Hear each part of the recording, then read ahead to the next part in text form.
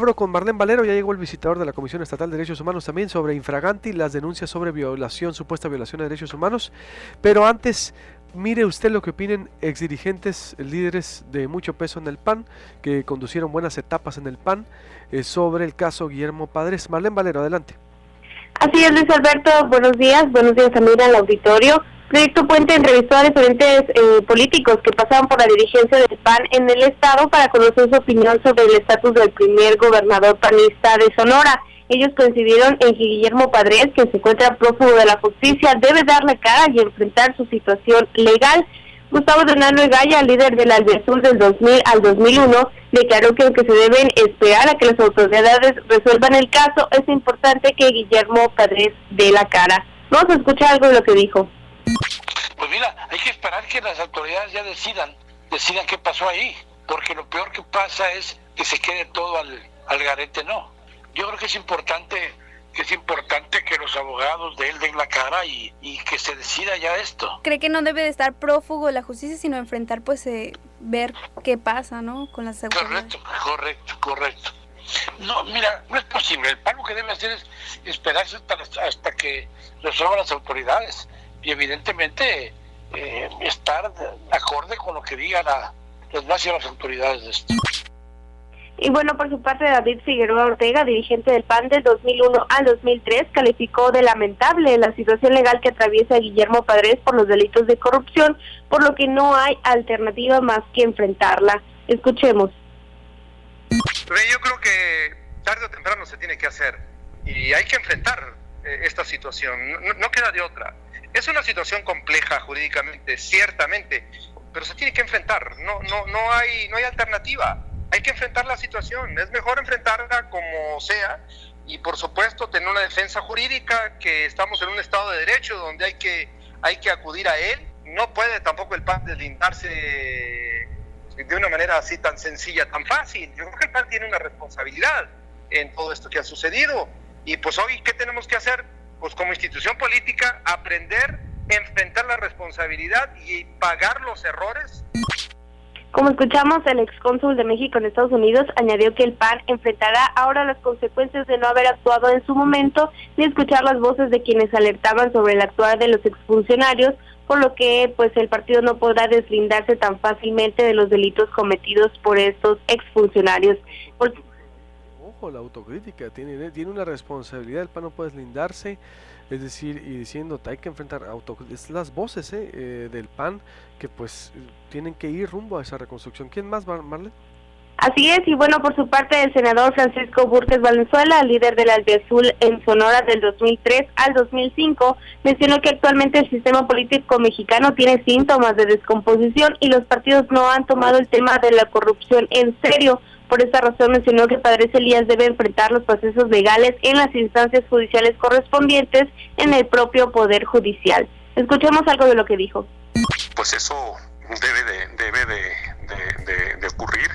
Yo creo que es en las instancias del propio Poder Judicial en donde se deben de enfrentar estas controversias. Un caso en donde el partido ya tomó una medida, que es la suspensión de los derechos. Esto es una expulsión provisional y se atiene al procedimiento judicial. El exgobernador tiene todo el derecho de defenderse y será la justicia la que defina el resultado. Pues como escuchamos, él mencionó que el PAN ya tomó la medida de suspender estos derechos partidarios a Padres, lo cual significa una expulsión provisional, y lo que le prosigue pues es un procedimiento judicial también en el mismo partido. Y por último, Florencia Díaz Armenta, quien dirigió al Blanquiazul de enero a octubre del 2003, declaró que Guillermo Padres es quien debe salir públicamente a dar su postura y decir cuál es su situación legal. Escuchamos a Florencia Díaz. Yo creo que sí debe responder. Yo sí creo que él debería de salir a decir cuál es su situación, porque pues luego nos preguntan a nosotros de algo que le corresponde responder a él. Yo sí creo que él debería de responder. Nosotros no podemos hablar por él, nosotros podemos opinar, pero no podemos hablar por él. Él debería de responder y decir públicamente, pues si él considera que está siendo injustamente juzgado, ¿no? Si él dice que hizo lo que se le acusa, pues que lo diga él. Chito Díaz agregó que el exgobernador tiene derecho a defenderse, pero si resulta culpable, el partido se debe deslindar de él. Hasta aquí mi reporte. Más información ahí en proyectopuente.com.mx. Es que los panistas, ojo, son de alguna manera pues voces con calidad moral, sí, porque fueron dirigentes muy buenos en el partido. Por ejemplo, Gustavo Dunano Egaya, pues era cuando recién lo acaba de dejar Manuel Espino, un dirigente crítico contra el López Nogalismo opaco de ese momento.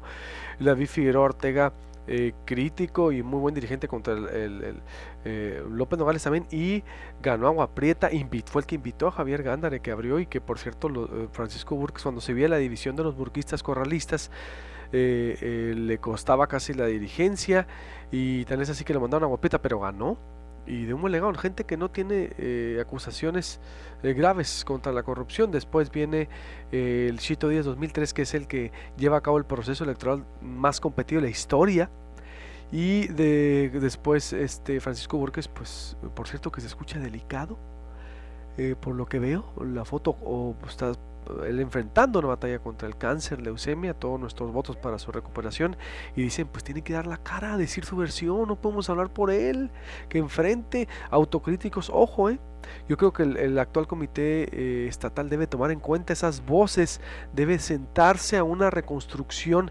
Yo creo firmemente que el PAN le debe una disculpa a Sonora.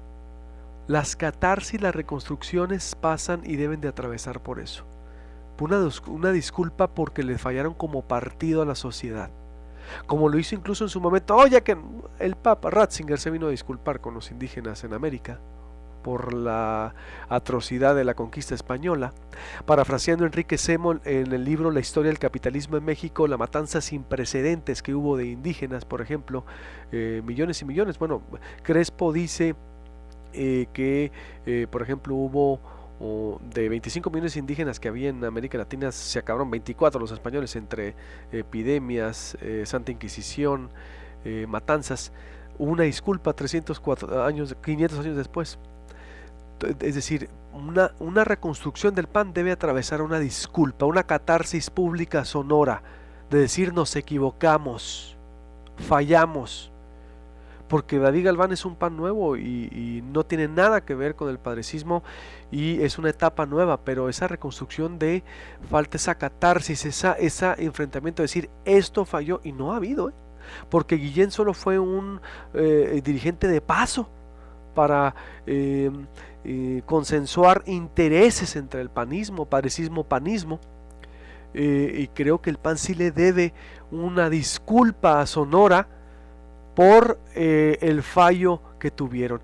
Dicen es que nos estamos esperando a lo que la autoridad diga. Son hechos probados, el juicio ciudadano ahí está, y hay un conflicto entre lo que se dice y se hace. Ojo, el PAN de David Galván es un PAN nuevo que debe significar una nueva etapa que atraviese un deslinde moral y político de lo que ocurrió en Sonora. Mucha gente se quedó con ganas de una disculpa por parte de los padrecistas y nunca ocurrió. Yo ahí en proyectopuente.com.mx le invito a leer mi columna de un testimonio de un empresario de cómo el exgobernador ni en su ocaso ni en su agonía admitió los errores. Si no hay un perdón, y es de humanos, antes de ser políticos, panistas o gobernadores, periodistas y todos, o periodistas, somos humanos. Y si no hay una catarsis, un proceso de renovación personal también que lleve incluso hasta lo espiritual, decir, fallé, aceptar la derrota. Si el ser humano no se derrota y no acepta sus errores, es muy difícil que lo demás siga, pero que haya una reparación desde el interior. Si no, pues no se va a creer, Tal vez van a decir, ¿y este loco de qué está hablando? Sí, estoy hablando de reparación de daños, estoy hablando de catarsis personal, de un acto humano que no ha habido y que no se entiende, porque el político, primero que ser político gobernante, es humano, y como humanos fallamos. De que el ibris, parafraseando a David Owen con la enfermedad de poder, llegue porque llegas y te